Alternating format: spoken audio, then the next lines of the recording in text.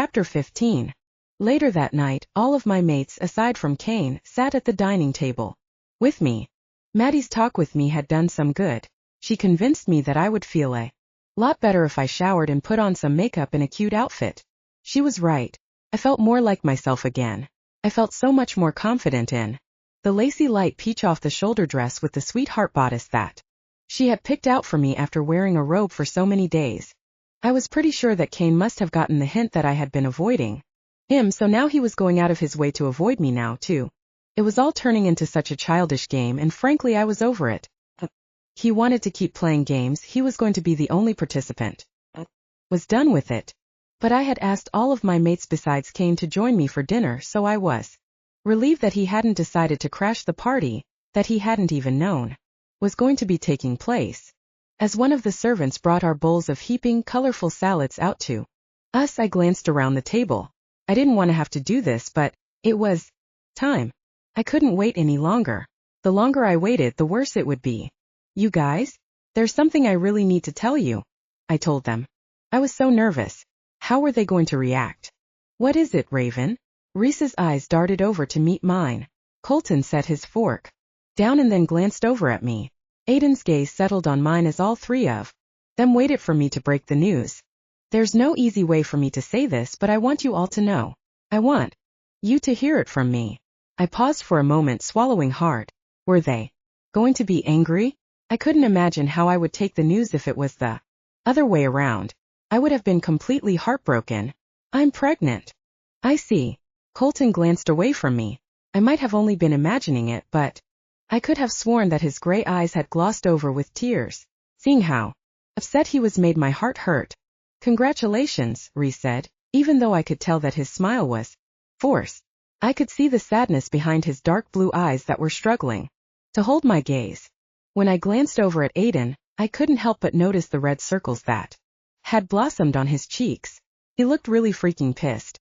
A long, uncomfortable silence hung in the air between us. My eyes flickered between the three of them, hoping that someone would say something because I was at a loss for words. This was one of the hardest conversations I had ever had to have. Finally, Colton's voice sliced through the silence. When is the baby due? I don't know. It could be any day now. You're that far along? Reese looked surprised and even more hurt that I hadn't bothered to tell them until now. I really sucked.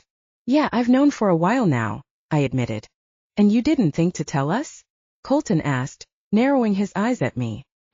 Realized then that he was just as pissed as Aiden was. He was just doing a better job of hiding it. I was just trying to process it myself, I explained. It wasn't how I was expecting my life to turn out. I mean, I'm a senior at Werewolf Academy, and I'm pregnant. I paused before deciding not to add that I was pregnant by someone who I really didn't want to have a kid with. Clearing my throat, I went on. I was also trying to get over Theo's death while dealing with this. It's just been a lot. Ah. Reese shot a sympathetic look in my direction and reached for my hand to give it a small squeeze. The bigger question is, who's the father? Aiden spoke up then, his voice gruff. As mad as he was, I could tell that he was having a hard time holding together. This was the hardest part to share, the part that I had seriously been dreading. I knew that none of them were going to be happy about the answer, but I couldn't lie to them about it either. When I didn't respond, Aiden nodded. Got it. It's his. Aiden, I started to say, but he shook his head. You know, I should have expected this. We all should have been expecting it. Raven, because at the end of the day you chose him.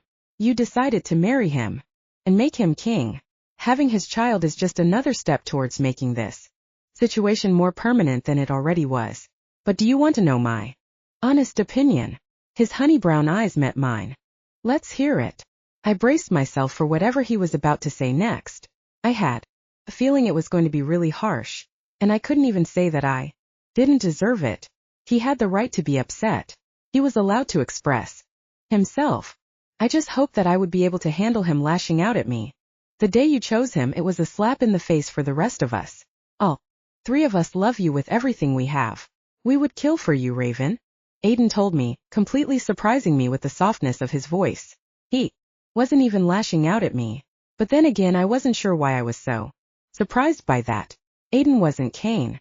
Kane was the one who would have lashed out at me. As Aiden's eyes held mine while he waited for my reaction, he asked, "But can you say the same about Cain?" I opened my mouth to speak, but I wasn't sure what to say, so instead I just said nothing at all. Cain had made it really hard for me to defend him. There wasn't even a point in trying to defend him. It was a loss because I knew that Aiden was right. I knew that now, but it was too late. The damage had already been done and there was nothing I could do to change any of it. In case you're wondering, the answer is no. Cain doesn't love you, and you know how I know that. Aiden's eyes locked on mine. Because Cain isn't capable of loving anyone. I didn't think that part was true. I didn't believe that Cain wasn't capable of loving anyone. I believed that Cain did love me in his own way. He had to have. I'm his mate, I said quietly. That has to count for something. He shook his head. It doesn't, not when it comes to Cain. He's a narcissistic asshole. He doesn't love anyone but himself. He never has and he never will. It doesn't matter that you're his mate or that you're carrying his child. He will never love you, Raven. His eyes met mine. You will never be enough for Cain. And I'm afraid that if we don't do something to stop him, you're going to end up just like Miriam. He had good reason to kill Miriam, Aiden. I talked to him about it. I replied quietly. But even as I spoke the words, I knew that didn't make up for the fact that he had betrayed me in other ways. He had still cared more about keeping Iris alive than he had about me and our unborn baby. He had prioritized his power over our family. Is there ever a good reason to kill your wife? Reese asked with raised eyebrows. He looked completely horrified at the suggestion that Miriam deserved what Cain had done to her. There are two sides to every story, Raven. Unfortunately, Miriam isn't alive to tell her side of things, so we'll never actually know the truth. You'll only ever know Cain's version of it. Aiden's honey brown eyes held mine. For the record, Cain isn't exactly what you would call honest. He did fake his own death, he reminded me. I had never thought about it that way before, but he was right. Honesty wasn't exactly Cain's best quality. I had never really considered that he might have lied about the real reason he had killed Miriam, but maybe Aiden was right. Maybe Cain's version of things wasn't the truth. Why had I been so accepting of what he had told me? I knew why. It was because I didn't want to believe otherwise. I didn't want to believe that he was a monster. It was no joke that love was blinding. I knew, though, that I just hadn't been willing to take the blindfold off. Had clung to the idea of Cain so hard. On that note, I'm going to take a walk. Aiden rose to his feet then. Glancing over at me, he added, "Congratulations, by the way. I know you'll be a great mom." Then, without saying another word, he stormed out of the room. I flinched as he slammed the dining room door shut behind him. Even though I had been expecting this sort of reaction, I felt like I was going to cry. Reese shot a sympathetic glance in my direction. "Don't let his words bother you, Raven. He's just letting his emotions get the better of him." He's not completely wrong, though. It was a slap in the face for you to choose Cain, Colton said quietly. We were here first. We were here for you. Before you even knew he existed. I'm sorry. Maybe I shouldn't be telling you how I feel. What's done is already done. No one can change the past, and you clearly already made your decision. You decided out of all of us who would be the better husband, better king, better mate, and better father to your child. I can't help but think that you chose wrong. Doesn't matter what I think, but ultimately you wrecked us. And you don't even seem to care that you wrecked us. I wrecked us. I questioned him. This was the other part of the conversation that I had been dreading. It was the part where I was going to learn where I stood with them. I really didn't want to question it further, but I needed to. No. Maybe I didn't even need confirmation from them.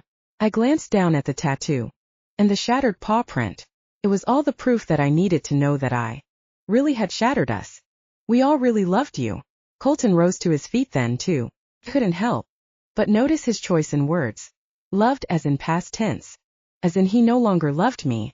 None of them did anymore. Tears welled up in my eyes. He was about halfway to the door when he glanced over his shoulder at me. If he had read my mind, he said, "We will still love you. We will always love you, but this really sucks and I hate that you did this to us." As he left the room, I was left alone with Reese. I don't get it. I swallowed hard. How does this baby with Cain change anything any more than it already did? You all already knew he was my husband. He's still my husband. The marriage bond is already there, and it's permanent. It's as permanent as a child is, except a child grows up and will leave to go live its life or start a family eventually. I can never leave Kane. I'm with him forever. I don't know. I think we were all sort of hoping that this would only be a temporary thing. How would it have only been temporary? Marriage bonds are forever. I pointed out again. Reese's eyes moved over to meet mine as he poked the hard-boiled egg in his salad with a fork. I noticed all of the other uneaten salads on the table. It was so out of the norm for my mates to lose their appetites. It hardly ever happened. This is going to sound horrible, but I think we were all sort of hoping that you would find a reason to kill Kane in the end. If only they knew I still had reason to believe that this still could happen. You never know. I might still end up killing him. I shrugged. You won't. He shook his head confidently. Please don't get our hopes up for no reason. I know that you wouldn't actually go through with something like that. How do you figure? I couldn't help but feel sort of offended. I was the only one in this world who had the ability to kill Kane. Why didn't Reese think I was capable of doing so? I'd had no problem killing Iris. It should have been just as easy to kill Kane. Because it was already going to be hard enough for you to kill him, considering he's your mate and you married him, Reese replied. But now that you're carrying his baby, well, I just know you, Raven. You don't have a mean bone in your body. I can't see you killing the father of your child. He mouth. As I picked up my own fork, I thought about it for a moment. What he was saying wasn't wrong, not entirely anyway. I didn't want to take the father of my child away from him or her. But one thing that I knew all too well myself was that you couldn't miss what you'd never had, the same way I hadn't missed my biological parents all of these years. I made a decision then. If I was going to murder Kane, I had to do it before our baby was born. Or I could never do it at all. Chapter 16. When I went downstairs for breakfast the next morning, Lana, one of the maids, came over to me. Your Majesty, the Darken pack left a note for you. A note? That was completely out of character for them. Thank you, I replied as I took the piece of paper from her with a shaky hand. I swallowed hard, completely nervous and afraid to see what the note could have been about. I wondered if all three of them were breaking up with me. Wondered if they were already getting far, far away from me. It wouldn't have even surprised me after the way things had gone the night before. I had hurt all of them so much. Unfolding the note, I stared down at the words that had been written on it. Immediately recognized Colton's handwriting. Raven, Reese, Aiden, and I are going hunting for the weekend. We need to hunt, and we also need to let go of some stress and take our mind off of things. Don't worry, we're coming back. We won't be going far. We plan to stick to Nocturne Island. We'll return late tonight or early tomorrow morning. There isn't great service on that part of the island. If you need to communicate with us when we're gone, take off the necklace. Love you, Colton. I reread the way he had written love you a few more times. I touched my necklace gently, smiling at the fact that he had felt the need to remind me about how to get in touch with them. Even though I knew that hunting was probably the best thing for them, I also couldn't help but feel sort of nervous for two reasons.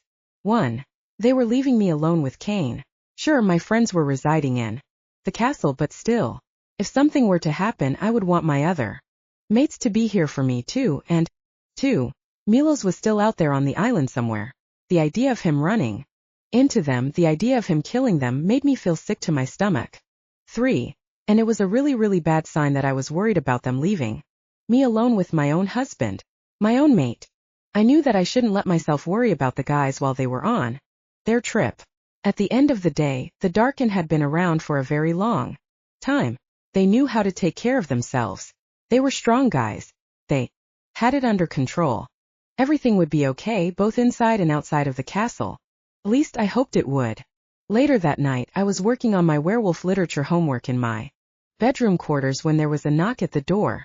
Come in, I called out, fully expecting it to be Maddie and Vince to drag me out of bed to go hang out in the castle movie theater or bowling alley, which were their two favorite spots lately. But to my surprise, it was Kane who stood on the other side of the door. He was holding a bouquet of bright yellow daisies. May I come in? His emerald green eyes locked on mine. I thought about it for a moment. If he thought that some flowers were going to make up for everything, he was out of his mind. It was a little embarrassing that he thought it would be that easy. But at the same time, I knew that there was no way that we could go without talking forever. Whether I liked it or not, I had chosen him to be my king. We were married, and I was having his baby. As much as I wanted to tell him to go away, I couldn't bring myself to. So I nodded. Yeah, come in. Placing the flowers on my nightstand, he sat down on a gold accent chair across from my bed. Can we talk? What is there to say? I asked him. Well, there is the fact that you've been avoiding me, Kane replied quietly. Yeah, well, maybe next time you should think about who really matters to you. In a life or death situation, someone who you believe will give you extra power, or your wife and unborn child. I stared at him evenly. Raven, I'm sorry. I didn't mean to make you feel like you aren't important to me, because you are. You're my mate. You mean the absolute world to me. He reached out and touched my hand gently, but I recoiled from him. Flowers and phrases like, you mean the absolute world to me, wouldn't fix this. Kane, why did you want to push up the coronation ceremony? Don't tell me it's because of Gloria. I know she didn't have a vision about us needing to become king and queen faster. I stared at him accusingly. Actually, you're right. It was the only way I knew to get you to agree to go through our coronation earlier than expected, Kane admitted. I couldn't think of another excuse. It was the best that I could come up with. Wait, you're admitting that you lied to me? I was sort of surprised, to be honest. I had figured that he would deny it. Yeah, I know it's going to sound a little crazy, and maybe it is crazy, but I was just so anxious to get the coronation ceremony over with. After the way Iris and Milos practically crashed our wedding, I was afraid that if we had our coronation the way we had been planning, they would crash that too, or worse. I thought that if we did things early, it would be so unexpected and catch them off guard, and then we wouldn't need to worry about them ruining that too. I just stared back at him for a long moment. Everything that he had just said actually made sense. Was it possible that all of this was true? Maybe Kane hadn't moved the coronation up because he wanted to make the war worse. Maybe this really was the real reason. Seemed so believable. And not only just believable, but also really smart. Or it would have been smart if Iris hadn't found out about it anyway. You could have just told me that at the time, I said finally. I was afraid that you wouldn't agree with me. I was afraid that you cared about sending the perfect coronation photos to the tabloids and having the videographers there. I thought that having the perfect coronation just meant something to you. I thought that you wanted to have the total princess experience. I've never cared about any of that. I paused as I thought it over. Okay, maybe I had cared about that a little bit, but Maddie was definitely the one who had cared about all of that more than I ever had. I think you did, Kane insisted. Ignoring him, I said, all I want is for this war to end, and for everyone who I love to get through it in one piece. I get it, he replied with a nod. I want life to go back to normal again. I sighed. I want to go back to Werewolf Academy. You do. His eyebrows shot up questioningly. I nodded. Yeah, I miss it there. But you have the castle now, the throne. What would you want to go back there for? He sounded genuinely confused. I shrugged. This castle has been vacant for so long. Does it even matter if we stay? Of course it matters. This is our new home, Kane said firmly. There's no reason for you to finish your courses at Werewolf Academy. You can drop out now if you want. You have no use for them anymore. Why would I want to drop out? The school is supposed to help train me to be the most powerful werewolf I can be. He stared back at me as if he was trying to make sense of what I had just said. Raven, you're queen of the wolves. There isn't a more powerful female werewolf in this world than you. You're already on top. You're as powerful as you can get. I just feel like I have so much learning left to do. I shrugged. Glancing over at him, I asked the question that was on my mind. You really didn't want to move the coronation up so that you could make this war worse? Kane's lips formed a flat line. Why would you even think that? I shrugged. It was just something that crossed my mind. The last thing I was about to do was rat out Gloria for telling Colton this. Had to make Kane believe that I had thought this up entirely on my own. I can't believe that you would ever think that of me. His green eyes met mine. I know that you might not believe this, but I've always wanted to protect you, Raven.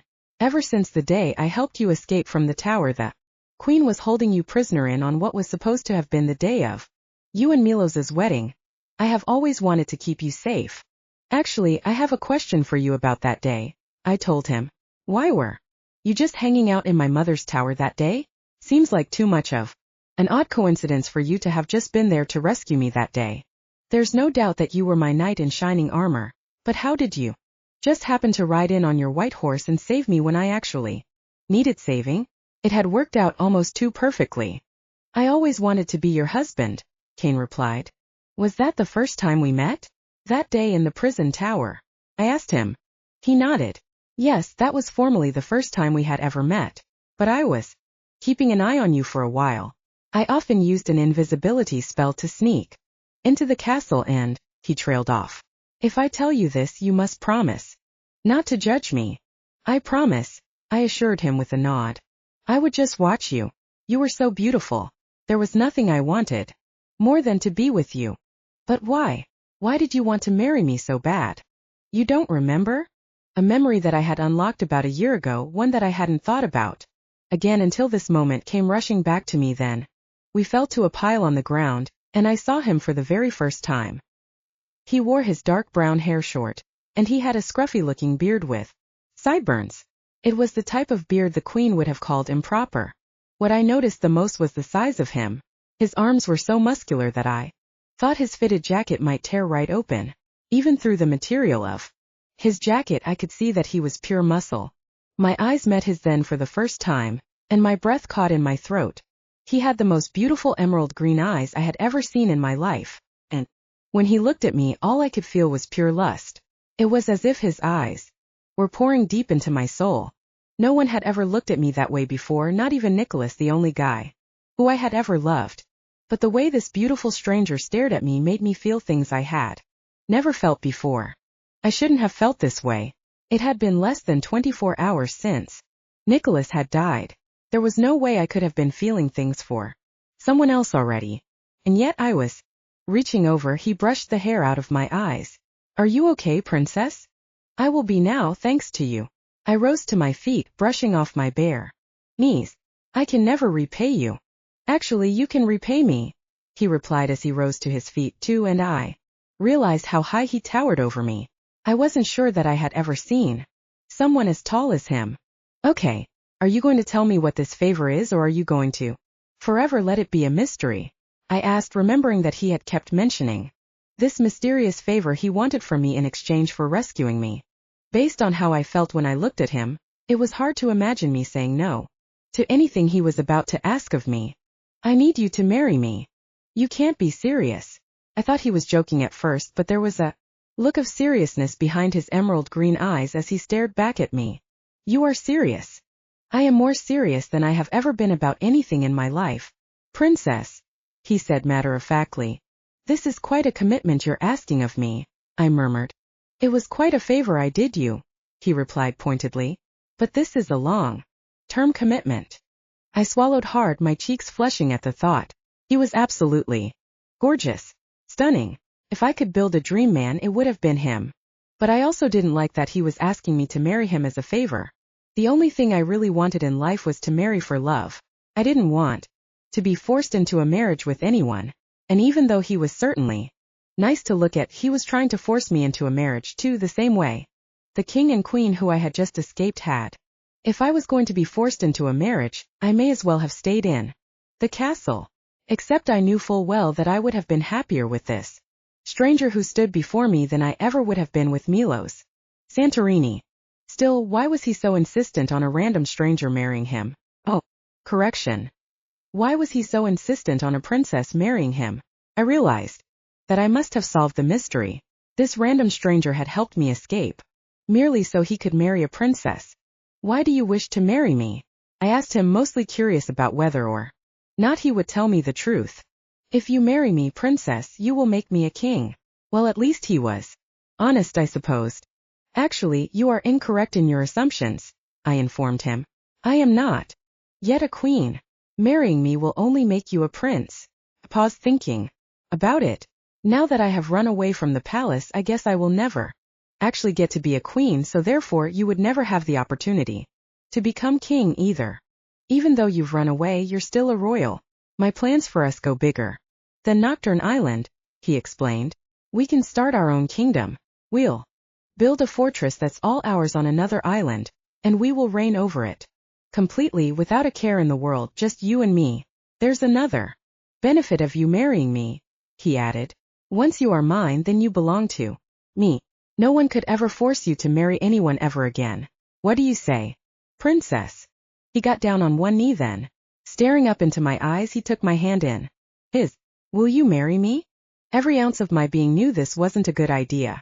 It would have been completely foolish of me to marry someone whose name I didn't even know. Someone whose intentions couldn't have been entirely pure if he was asking me to do something so extreme for his sake. And yet, I found myself drawn to him for some reason. I wasn't sure what it was about this guy who stood before me, but there was this magnet-like energy, a force between us that just made me want to be with him. I wanted to marry him and have babies with him. Did this mean that he was my mate?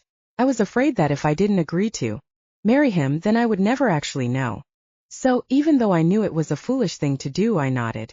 Yes, I will marry you. He beamed up at me and then stood up.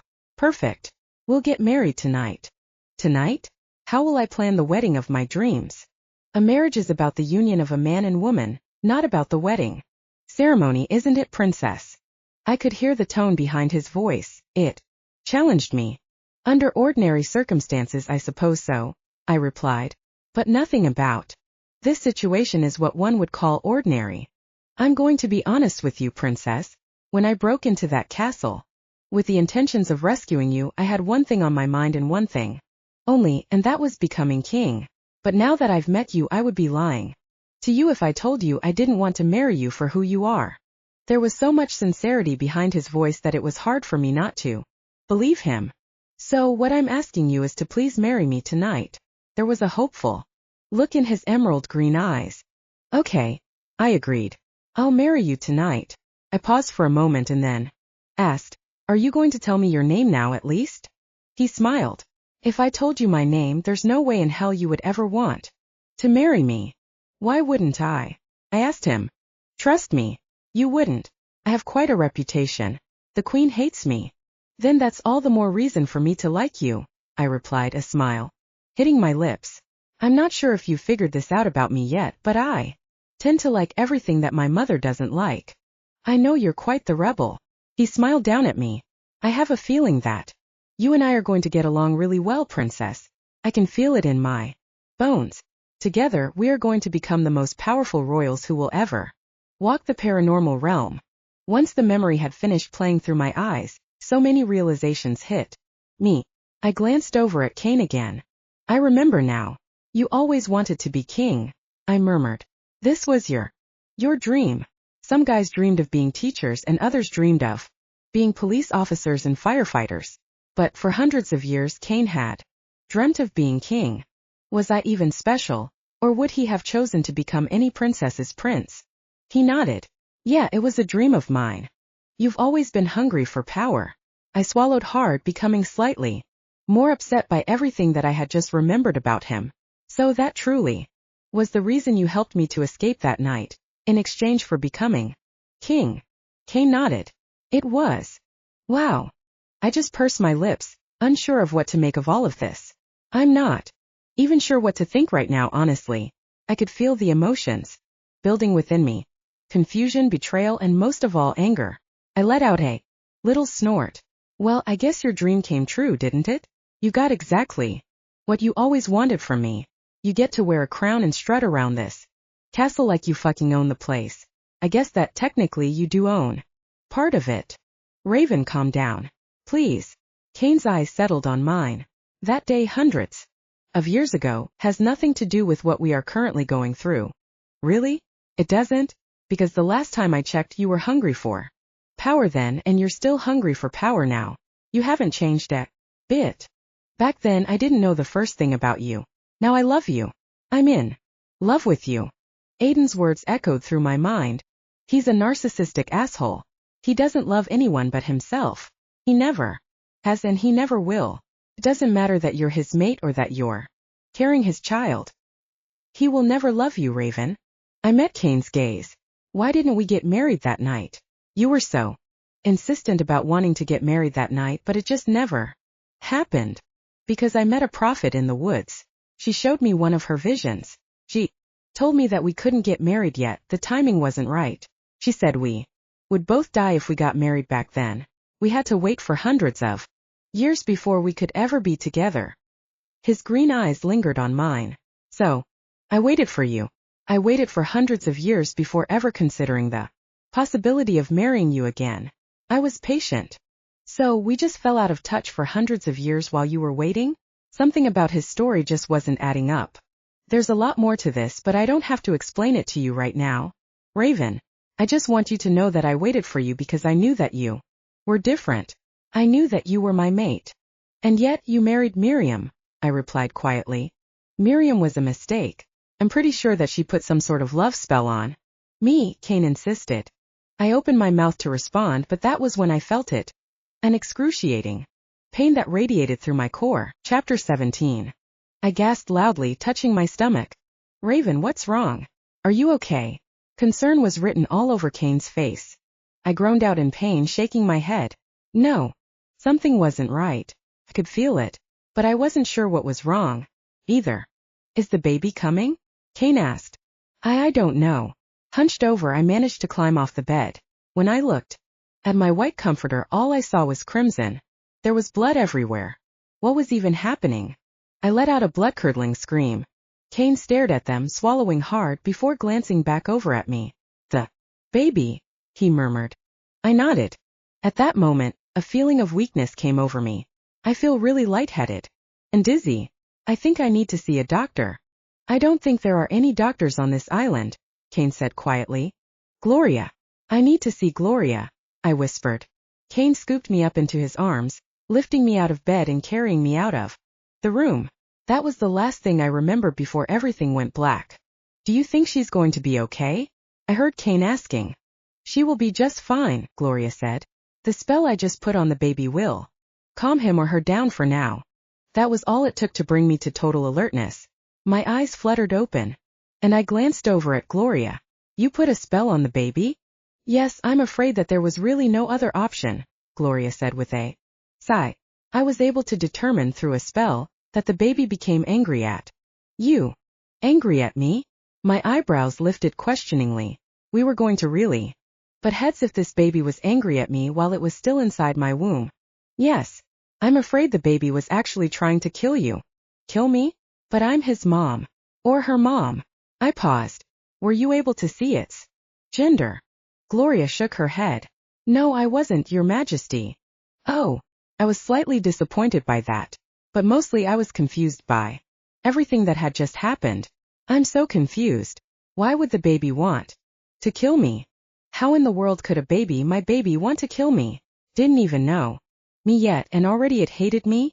What had I done to make it so angry at me? None of this made any sense. I'm really not sure, Your Majesty. To be frank, this is a rather unique situation. In fact, I've never actually heard of this happening before. The only thing I will say is that this baby is strong, very, very strong. You need to take it easy. And if this happens again, then I think we should probably consider inducing labor. But we don't even know how far along I am. We don't know if the baby is even ready to come out yet, I insisted. This baby is a fighter. He or she will be okay. My concern is for you. Raven. Gloria's eyes met mine. I'm afraid that if this happens again, your baby will kill you. Chapter 18. That night, Kane and I decided to stay in my bedroom. He had the chef make me a grilled cheese sandwich made with equal parts sharp cheddar and mozzarella. My favorite comfort food from when I was a child, and we got lost in a marathon of How I Met Your Mother. Kane had never seen it before, and watching it made me feel sort of normal for once. Sort of human. Of course, I was anything but normal or human. The baby I was carrying had literally almost murdered me. It had been one of the scariest experiences of my life, right up there with the day Theo was murdered. My mate had been killed, and now my baby was trying to kill me. I felt so traumatized. I really wished that all of my mates could have been there with me after the scare I'd had earlier, but I was glad that Kane was with me at least. I couldn't imagine going through it completely alone. Even though things had been rocky between us in the past, he had proven Tonight that he would be there for me always. He would be there when it counted, which was all that I could ask for. For the first time since I had married him, it made me feel like I had made the right choice. I hadn't made a huge mistake after all. I had chosen a king who did protect me when I needed to be protected. So, I was thinking, Kane said, turning to me as the episode we were watching came to an end. This baby could be born any week now. We should probably discuss names, shouldn't we? Oh, yeah, names. I touched my belly gently. What would we name this little monster that was growing in my stomach? I know we've thrown a few ideas around already, but we should probably give it some more thought, Kane went on. We need to choose a good name.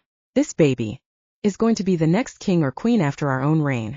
He or she needs a strong name, a powerful name, a name that's fit for the next ruler of the werewolves. I couldn't agree more. I gave it some thought. For a girl, how about Elizabeth? Kane frowned. That seems so cliché. It would make everyone think she was named after Queen Elizabeth. I decided not to tell him that was where I had come up with the idea. I scratched Catherine off my list. Anastasia, I suggested. Like the Grand Duchess of Russia? Kane asked, wrinkling his nose. Actually, I was thinking of the character from 50 Shades of Grey. Paused for a moment. Isadora. His green eyes slid over to meet mine. Can you really picture our daughter being named Isadora? Good point. There weren't even any good nickname options for that one. Unless she wanted to go by Dora like the Nickelodeon show. Lydia, Kane suggested. After Queen Lydia, my biological mother? No thanks. Even though all I had were memories of the woman, I still blamed her for a lot of the things that had gone wrong in my life, like the fact that Milo Santorini had started a paranormal world war, all because he had never given up hope of making a marriage with me happen. But he never would have had the idea in his mind to begin with if it weren't for the fact that Queen Lydia had promised it to him in the first place. Yeah, there was no way in hell I was naming my baby after that woman. Over my dead body. Okay, I guess that one's out of the question. I thought about it for a long moment. Ella. Kane considered it for a long moment before nodding. Ella is nice. That's an option. He paused for a moment. What about for a boy? William, I said a little too quickly. Like Prince William? His eyebrows lifted as he glanced over at me. I rolled my eyes. There are just some names I associate with royals, what can I say? No William, and before you suggest it, no Harry either. Michael. James. Edwin. Edwin. Kane's eyebrows lifted questioningly. I shrugged. Jason. Jason is not a royal-sounding name, I protested. Fair enough. Bartholomew. I wrinkled my nose. We are not naming our kid Bartholomew. Well, do you have any better ideas? Kane challenged. I thought about it for a long moment and then glanced over at him. Theo. Theo? Seriously. His green eyes met mine. I nodded. Yeah, it's a good name, a strong name. And it would be a good way for us to honor Theo. A way to keep his memory alive forever. He shook his head in annoyance. No. No way. We're not naming our kid after Theo. Why? Theo was my mate and a part of this pack. Doesn't he deserve to be honored in some sort of way? You're still in love with him, aren't you? Kane's green eyes just stared into mine accusingly. I'll always love Theo, I admitted quietly. I knew it. I fucking knew it. His eyes flashed with anger. You know that. You're my wife, right? As if being your wife actually holds any meaning, I muttered under my breath. What are you getting at? Kane asked. Miriam was your wife too. That didn't stop you from murdering her. I pointed out. That has nothing to do with this conversation. His eyes darted away from mine. It had everything to do with it. Clearly the title of wife meant nothing to him. Why did you kill her, Kane? I pressed. That's a conversation for another day. Today we're talking about Theo and the fact that you still love him even though he's dead. You realize that, right? Theo is dead and he's never coming back. But I'm here. You're my wife. I am the only one who you're supposed to be in love with. Not Theo, he spat. Under ordinary circumstances I would have said that he wasn't wrong. But the truth was that Theo wasn't the only one who I was still in love with. Every time I looked at Aiden, Reese and Colton, all I could think about was how I was madly in love with them too, even though I had thought that marrying Kane would change the way I felt about my other mates. The truth was that my feelings for them had only grown stronger, especially when he acted like this. I can't believe you still love Theo, he muttered under his breath. Glancing over at him, I noticed for the first time that he was shaking, actually shaking with anger. Kane, I don't understand why you're getting angry. Like you said, Theo is dead. You do realize you're getting jealous over a dead guy, right? You're the one that's making me jealous, he said through gritted teeth. It's not my fault that you feel threatened by a dead guy, I said with a shrug. You do realize you want to name our son my son after the guy you loved, who just so happens to be my biggest enemy, don't you? Kane shot back at me as he climbed out of my bed and slipped his shoes back on. Aren't you being a little dramatic? I asked him. Nothing about the way I'm acting is dramatic. No one would want to name their son after their worst enemy, and it's pretty messed up that you would even suggest such a thing. I know that you and Theo didn't always see eye to eye, but was he really your worst enemy? I wasn't trying to be insensitive or anything, but it had never seemed that way to me. They had managed to live in the darkened house together. It was for a very short time before Theo had been killed, but no fights or anything had broken up. They had seemed to be civil. At times they even acted like they were friends. So, even though Theo had mentioned in the past, I suppose that, in a way, this whole enemy thing sort of caught me off guard. I had known that they were once enemies or rivals, but I had figured that they'd moved past all of that. Or at least that was how it had seemed back when Theo was still alive. Yes, Raven, he was. There's a lot that went on between me and Theo that you don't know. A lot that you'll never know, Kane explained. Well, of course I won't know unless you tell me about it, I said pointedly. I don't feel like talking about it. He sighed. I'm going back to my bedroom for the night. You're not going to stay with me? Disappointment flooded my veins. No, you've put me in a bad mood now. In fact, you made me want to be far away from you. Good night. As he slipped out of my room, closing the door loudly behind him, I buried my face in my pillow and began to cry. So much for him protecting me. It looked like he wasn't actually the perfect mate or the perfect king.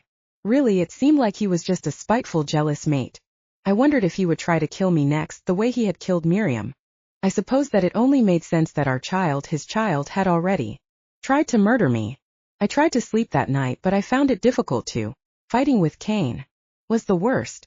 It made me wonder, yet again, if I had made the wrong decision. I thought about how I had made a mistake by breaking my other mates' hearts and changing the dynamics of our pack forever. Was it even possible for us to ever be as close as we once were? It sort of felt like they would never forgive me for choosing Kane. I suppose that I didn't blame them, considering everything. And that wasn't the only thing that kept me up that night. I also kept thinking of Theo and about the argument of naming our baby after him. I didn't think it was such an unreasonable request to name our child after my now deceased mate. And the truth was that it was something I still wanted to do, even if Kane didn't approve of it. Even though a big part of me felt like we should name our child something we agreed upon, I also wanted to go against his wishes and name our baby Theo. Anyway, at the end of the day, I was queen by blood and not through marriage. Didn't that mean that our baby's name should have ultimately been up to me? Besides, it wasn't like Kane was all that reliable. Should he have even had a say in what we named our kid? As it was, there was a possibility that our kid was going to kill me, and he had gone back to the king quarters all due to a stupid argument. So much for how concerned he was about my safety. It almost seemed like he didn't care about me. Sighing, I flicked the TV on and turned on the news. There was video footage of the war. The bombs which shot silver bullets for miles around were going off, and there were fallen soldiers. Watching it made me feel sick to my stomach. Instead of worrying about fighting with Kane every day, I needed to focus on how to stop this war. Too many lives were being lost. It made me feel hopeless, even though I knew that I was somehow going to be the one to ultimately end it. Turning the TV back off, I laid in bed and sighed. I wasn't sure why, but I had a random urge to look out the window then. Rising to my feet, I was relieved that I was no longer in any sort of pain. Whatever damage the baby had caused to my body early had already healed up. Glancing out the window, I stared up at the moon. It was full. It casted a golden glow over the garden below, unlike anything I had ever seen before. Looked like something out of a movie or something. Felt like magic. After a few moments, I spotted something out in the garden. It looked like a quick movement at first, a rustling in the bushes, but then I saw a wave of Short black hair. Someone was out there lurking in the rural garden, and I was pretty sure that I had a good idea of who that someone was. Milos Santorini. Pulling a hoodie on over my head, I opened my dresser drawer and grabbed the gun. My hand trembled as I held it. Kane had put the gun in my drawer when we had first moved into the castle, but I had never thought I would actually need to use it. One of my mates was almost always with me, except for right now when I felt like I needed them the most. But after seeing who I could have only assumed was Milos creeping around outside, I knew I had no choice but to use it. And knowing that I was holding the weapon that would kill him made me feel an array of emotions. Nervousness, fear, anxiety, but most of all, power. I held the power to end his life in my right hand. I knew how to use a gun, of course. Colton had taught me well in my weaponry class during my first year at Werewolf Academy, but knowing how to use a gun and actually using a gun were two entirely different things. As I slipped into my boots and snuck out of my bedroom quarters, I couldn't help but feel relieved that Kane had decided not to spend the night with me. The last thing I needed was for him to talk me out of going outside. He would have probably gone in my place, and that wasn't what I wanted. I wanted to be the one to kill Milos, as crazy as it may have sounded. So I crept down the hallway, being sure to move as quietly as possible, afraid of waking Kane or my friends up. The truth was that I wanted to end this whole thing once and for all, entirely on my own. I didn't want to have to involve any of them if I didn't need to. Plus, when it came down to it, this whole thing was between me and Milos. Had always been between me and Milos. I didn't want my friends to end up getting hurt in the crossfire if it could have been avoided. I would have never been able to live with myself if one of them get caught up in this mess and died, ultimately because of me. Glancing around the garden, I held the gun at my side. I was nervous. I had never killed anyone before, but it was time to end the game he had started. Was getting really freaking sick and tired of playing. I debated calling him out, but I also didn't want to blow up my spot. I knew that my odds of actually killing him were much better if I caught him off guard. Then again, he was probably already completely aware that I was out here looking for him. That was probably why he was so difficult to find. He was probably hiding from me, waiting to capture me and kidnap me again. No matter what happened, I wouldn't let him kidnap me. Not now or ever. I would finish him in that garden. I held my breath as I turned every corner, hoping to find him and actually kill him. My heart pounded against my chest with every move I made, and sure enough, I didn't see him anywhere. I scanned every inch of the garden, and after what felt like for freaking ever looking for him, I finally gave up. Feeling completely defeated, I turned to head back to the castle when a familiar voice said, "Raven, wait." I froze. There was no way. No freaking way. And yet when I turned, it was him who stared back at me. It wasn't Milos. Chapter 19. His striking blue eyes locked on mine as he stepped out from behind one of the rose bushes. Theo. I could barely speak as I stared back at him. My heart pounded against my chest. How was this even possible? There was no way that he could have been standing there in front of me right now, and yet he was. I had forgotten how gorgeous he was. Aside from some extra facial scruff, he hadn't changed at all since the day he had died. Except he hadn't died if he was standing right there in front of me. I pinched myself, wondering if I was lost inside one of my dreams. I'd had so many of Theo being alive and seeing him again since I had seen his body lying there. This felt like it was the realest by far. It hurt when I pinched myself. I definitely was not dreaming. He was really here, standing right in front of me. There was no denying it. Theo freaking Rossi was standing there in the flesh. But how?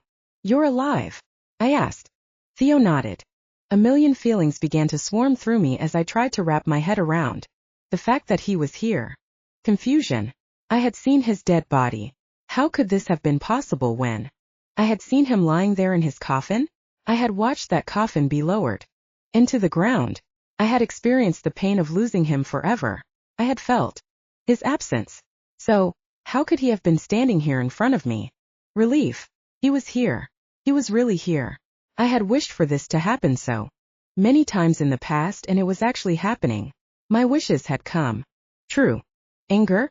Maybe anger. Was this all some sort of joke? Had I really just been in the middle of the world's biggest prank? Why would he have bamboozled me like that? If it was a prank, did he realize how much pain it had caused me? There was another possibility. Was he a ghost? I reached out to touch his cheek. When my fingertips brushed against his warm skin, I gasped. Oh my God. I covered my mouth with my hands. I'm not losing it.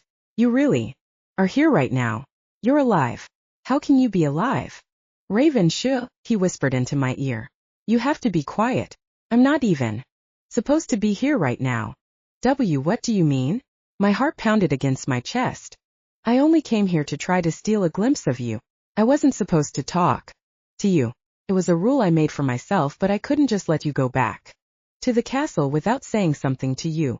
His blue eyes poured into mine. If he knew I was here, he would be so pissed at me. Me being here isn't a part of the plan. I blinked. What plan? There was a plan? A plan that he had completely avoided informing me about. Until right now. I faked my own death, Raven, Theo whispered. But why? Why would you do that to me? I swallowed hard. I can't tell you the reason. Not yet. No. I need to know the reason you would do this to me. How could you do that? To me? I loved you, Theo. I still love you. Why would you make me believe you? We're dead. I tried to swallow the lump of pain that had lodged itself in my throat. It's the hardest thing I've ever done, but you should know that it killed me, too. Every day it's been killing me. That's why I had to see you again. His blue eyes didn't stray away from mine as he spoke. But none of this even makes sense. How could you have faked your death when I felt you die? When our mate bond broke, I could feel it physically, emotionally, mentally, everything. When you died, it felt like a part of me died too. I shook my head, trying to make sense of all of this. How did I feel it if you never even died at all? It was magic, Raven. We had a witch sever the tie between us, Theo explained. She broke the mate bond, so it felt like I died. He swallowed hard. I felt it too. You weren't the only one. The physical pain of our severed mate bond is still something I live with to this day. He paused for a moment. It feels like my heart is continuously broken every day. Me too, I whispered. But I'm still confused. I saw your dead body. We buried your dead body, I insisted. There was no way you could have faked any of that. Had he somehow unburied himself and climbed out of his coffin? Didn't even add up. It's not like we were vampires who could physically do that if they wanted to. But we needed food and water to live. Unless he climbed out of his grave right away. It was magic, Raven. We used magic to create a replica of my body to make everyone believe I was dead. You keep saying we. Who is we? I asked him. His eyes locked on mine. I can't tell you that. I'm sworn to secrecy. Was it the rest of the Darkin who helped you fake your own death? I already felt so much betrayal from Theo for doing this to me. But I would have felt even more betrayed if my other pack members, my other mates, had known all along that Theo was alive and kept it from me. No, it wasn't them. And you have to promise me that you won't tell them that you saw me tonight, or it will defeat the purpose of all this. How will it defeat the purpose? I asked him. Just promise me you won't say a word to any of the others, Raven. Please. There was a serious look in Theo's eyes. I promise, but I need you tell me why you did this. I shot him a pleading look. I wish I could tell you everything, but I can't. Not yet anyway. I know it's really confusing right now, but it will all make sense in the end. There was a sincerity in his tone that I couldn't ignore. But it didn't matter how genuine it seemed like he was being. It didn't change the fact that he had been gone for nearly 6 months. 6 months that we could never get back. It also didn't change the fact that during that time, I had married Theo's enemy. I hadn't just married him. I had made him king of the wolves, something I was fairly certain I wouldn't have done if Theo had been alive. Well, if I had known he was alive, I was pretty sure that if I had known he was the one who I would have chosen to be my king. And now that I knew he was alive, I couldn't help but want to put the blame on him. Why would you do this? I finally asked. Why would you fake your own death? Why would you leave me on purpose? I couldn't bring myself to ask him that. 1. Partly because I knew that I couldn't speak the words out loud without breaking down, and also because I was too afraid to know what the answer was. I wish I could tell you everything right now, but I can't. I don't have enough time. I have to leave soon. I've already stayed for too long. His blue eyes met mine and he wrapped his arms around me. I just had to see you. Raven, I've missed you more than you could ever know. I just stared at him. There were a million questions floating around inside my mind, so many things I wanted to ask him. But if what he was saying was true, if he really didn't have enough time to stay here much longer, I didn't want to ruin what little time we had left together. I wasn't sure if I would ever see him again, or how long it would be before I would. All I knew was that I wished that I could stay in this moment forever. I've missed you too, I finally replied as I laid my head against his shoulder, giving into his embrace. That was when I felt it.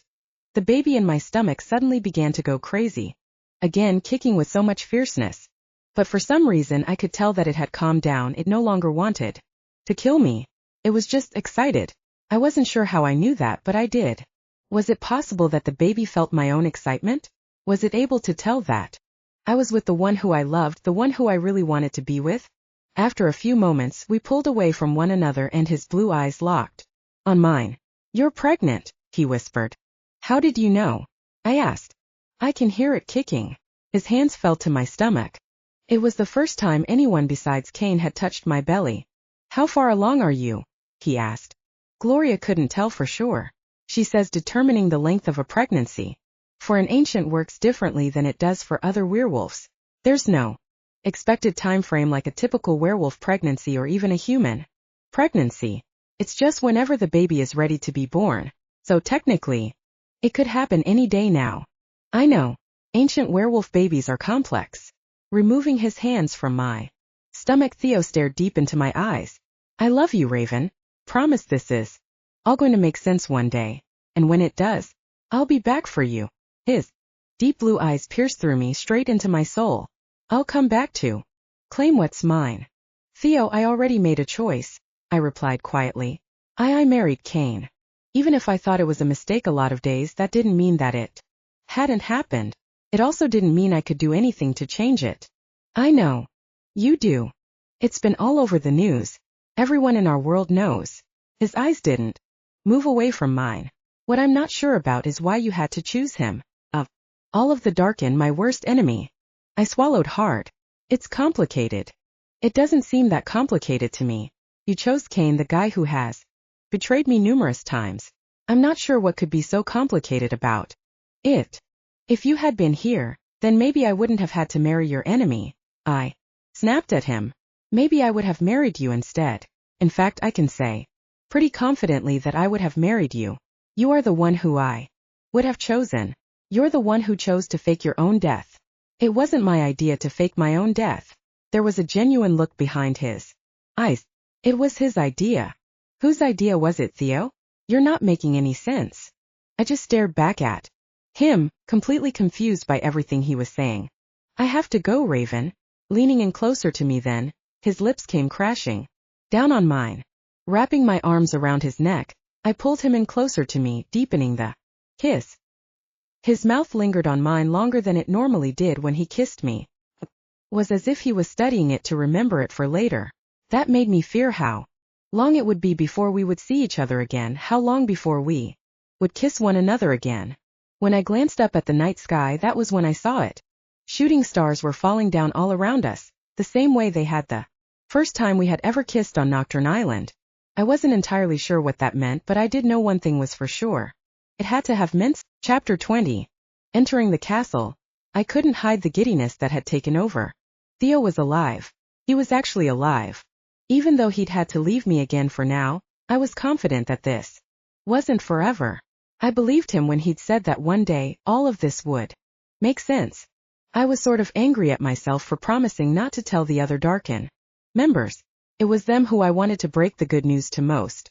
Theo hadn't said I couldn't tell Maddie or Vince, though, so that was exactly where I was headed. I had just rounded the corner to head up the stairs that led to my bedroom, when I felt it, the faint feeling that came over me.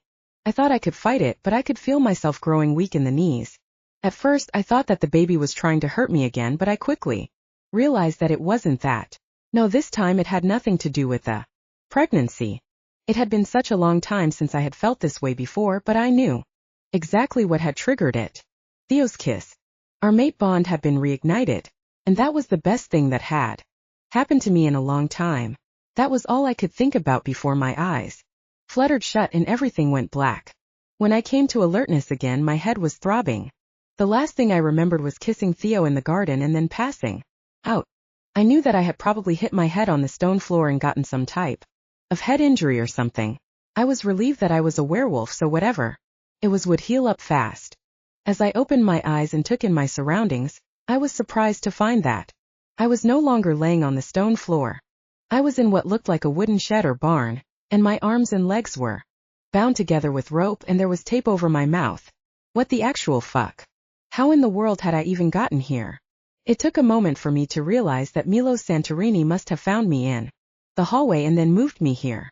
I wasn't sure what he was planning, but honestly, I was ready to just get this all over with already. We needed to just face each other and get this over with already. I wanted to believe that I was strong enough to kill him since I had managed to successfully kill Iris. I was tired from running from him and even more tired of him kidnapping me. A few moments later, I heard the sound of the door opening and light streamed in through the room. It was dark, so at first all I saw was the figure that stood before me. He was wearing a black hooded sweatshirt, black pants and a black mask covering everything but his eyes. As he flicked on a light in the barn or whatever we were in, I quickly realized that those weren't Milos Santorini's eyes. Milos had black eyes, but these eyes were much lighter in color. The lighting was dim, so I couldn't make out the exact color, but they weren't black. I realized that whoever stood before me was also much shorter than Milos was. So short, in fact, that I began to wonder if it was a man or a woman. Somehow, being kidnapped had actually been less scary when I had thought that Milos was the one who had kidnapped me. Now that I didn't know who had kidnapped me, I suddenly felt on edge. "Oh, you're awake," a familiar female voice said. As she pulled her mask off, I would have gasped if my mouth wasn't taped shut. Queen Lydia stood before me. I thought back to the dream I'd had of Milos when he had told me that my mother wasn't actually dead. Apparently I was right. That dream had been real, and he had been right. The queen stood before me, staring at me through narrowed eyes. "I'll remove the tape from your mouth as long as you promise not to scream. That's the entire reason I taped it shut to begin with, so that you won't tip anyone off about your whereabouts. If you scream, I will put the tape back and leave you here for days with no food," she threatened. "I know you're with child. I'm sure the last thing you want is to go without eating. You starving means the baby will starve, and if I were you, I wouldn't want a werewolf baby to starve while inside of me. I have a feeling it wouldn't be pretty." Wow, she was wicked. "Do you agree not to scream?" Queen Lydia asked. I nodded. She ripped the tape off of my mouth, not even being the slightest bit gentle. Then she slapped me across the cheek. I flinched. "That," she said, "is for running away. You never should have run away from me, Fallon. You ruined everything." "Everything?" "Like your whole grand scheme to force me to marry someone who I didn't love." I pressed, not even bothering to explain to her that I didn't remember much about my old life except for the few visions that I'd had. Though there had been very few visions, they were important ones at least. Who cares about love? Child, you have it all wrong. What you need to worry about is power. Power is what I wanted for you, Fallon. If you had married Milos Santorini, you would have become the most powerful queen in the paranormal world. But instead, the vampires rose to power because you ran from the perfect future that I had planned for you, all because you thought love was important. She looked completely disgusted by the fact that anyone could value love over power. "First of all, my name is no longer Fallon. I go by Raven now," I informed her. "Oh please. You're being absolutely ridiculous. I named you Fallon. That's your name." She rolled her eyes at me. "Second of all, it's nice to see you too, Mother," I said. "You know, I always wondered if we ever met again someday if you would regret what happened between us." "Me? You're the one who ran off in the middle of the night. How did you even escape from me that night?" she asked me. "I know that it must have been an invisibility spell, but I know that you knew nothing about your magical abilities at all, let alone how to use dark magic. I've always suspected that someone helped you to escape. It was those Gallaghers, wasn't it?" She narrowed her eyes at me. "No, it wasn't," I replied. "The truth was that I still didn't know how my parents had come to adopt me. It was Cain Romero, the guy who I just married. The guy who I just made king." "You've made Cain Romero king?" Queen Lydia looked completely shocked by this news. "I would have thought that you would have heard about this already. The news of our marriage has broken out all over Truthfully, I was shocked that she'd had no idea. I thought that Cain Romero was killed by the virus. He's still alive? My mother asked. Yeah, I'm not sure why you're so surprised. I'd heard that you died because of the virus too. Or was it that the vampires murdered you when they ambushed the castle? To be honest, I've lost track of all the ways you supposedly died. And yet you're still here, I said pointedly. Oh, that vampire ambush. Queen Lydia shook her head at the memory and let out a little laugh. I'm the one who arranged that. You did. I just stared back at her, completely confused as to why she would have wanted the vampires to attack the castle. Yes, well, I had to figure out some way to get rid of your father, she explained. I'm sure you already know by now that I never loved him. I only ever married him for the power. But he was very controlling. He wasn't a good man. I was about to leave him when I fell pregnant with you, and then the curse was put on the island that made us werewolves. Once you were gone, I knew that I didn't want to spend the rest of my life with him, so I did what I had to do. I faked my own death to let the rest of the paranormal world believe I was dead. I've spent most of my life vacationing in the human world, but I recently caught wind of the fact that you returned to Nocturne Island. That's when I sent Sarah to Werewolf Academy. Sarah had been my lady's maid back when I was princess. She had appeared in my visions, and then I later noticed her at Werewolf Academy, though she had gone by the name Lydia. Sarah had been Maddie's roommate. That's why she was there? Because you sent her. I wasn't sure what my mother had been hoping to accomplish. The Queen nodded. I was far too old to pass as a student, and I had stayed in touch with Sarah over the years. She was the only one besides me who knew you. I had to know if this Raven Gallagher I heard about was Fallon, my Fallon. Sarah was able to confirm that it was, in fact, you. Who told you I was there? I asked her with wide eyes. Headmaster Black. A weird feeling filled the pit of my stomach. I had already known that Headmaster Black wasn't a good guy. If he had been a good guy, he wouldn't have killed Jessica Davis, Milo Santorini's daughter. But I got the feeling that he was even worse than we had ever dreamed him to be. Don't blame Headmaster Black, of course. He isn't a bad guy. I suppressed an eye roll. Of course she should say he wasn't a bad guy, considering she wasn't one of the good guys herself. Headmaster Black was good friends with those Gallagher people. They had always spoken about their daughter, but they always failed to produce a photograph of you. He thought this was strange, but it became even stranger when they inquired about Milo Santorini's whereabouts and started asking questions about me. Questions about you? My eyebrows rose questioningly. Yes. Apparently, they had caught wind of the fact that I might have still been alive. I'm still not sure who might have told them. She shrugged. Anyway, they seemed worried. They thought Milo Santorini was trying to find out what town they lived in. I have no doubt that this is true. As you probably know by now, Milo Santorini is a bit obsessed with you. No thanks to you. I rolled my eyes at her. No thanks to yourself either. Failing to follow through on an arranged marriage is sure to disappoint your potential suitor. She paused for a moment, and then continued. Anyway, your parents asked if Headmaster Black could guarantee you protection at Werewolf Academy. This seems sort of out of sorts even for them. Your parents had obviously been powerful werewolves from a very strong pack, but Headmaster Black began to piece the puzzle together on his own. The reason they had never produced a photo of you, the reason why you didn't even have a birth record, it all began to make sense. He was pretty sure that they were keeping you hidden, but he wasn't able to confirm it himself since he had never actually met you.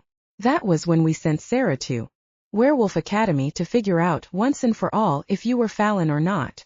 Wow. It was crazy to think that all of this had been going on behind the scenes. Here I had just been trying to get through my courses at Werewolf Academy and become the most powerful werewolf I could be, and Headmaster Black had been talking to Queen Lydia about me this entire time. I didn't think it was possible for me to trust that man less than I already had, but I did. I have a question, I said quietly. I recently learned that my parents weren't killed by Milo Santorini. That's correct, she replied matter-of-factly. Headmaster Black knew from the get-go that it hadn't actually been Milo's. Headmaster Black's words echoed through my mind then. Your adoptive parents had a lot of enemies in high places, Miss Gallagher. The truth is that it could have been just about anyone. He had said those words when we had been talking about who might have tried to shoot Theo, and he had seemed almost confident that it hadn't been Milos. Santorini. Was that because Headmaster Black had actually known who had killed my parents? Had he really known the truth about who seemed to want to kill all of the people who I loved so dearly? I knew it was probably a long shot, but I found myself asking, did Headmaster Black ever mention who he thought might have really killed them? No, but he didn't have to. I already know. I just stared back at her, completely shocked. Who was it? A grin tugged at her lips. It was me.